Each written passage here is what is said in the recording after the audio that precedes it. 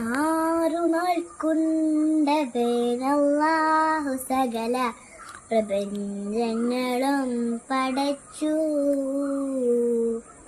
100,000,000 താരാഗണങ്ങൾ വാനിൽ നിറച്ചു വച്ചു. സൂര്യനെ ചുറ്റുന്ന ഗോളങ്ങളോട് ഭൂമിയെ തണച്ചു. ആറുകളും കാടും മലയും കടലും ഭൂമിയിൽ തീർത്തു വെച്ചു. കുഞ്ഞിളം തുമ്പിക്കെത്തൂവയിലും കിളിക്കുഞ്ഞിന് പൂന്തണലും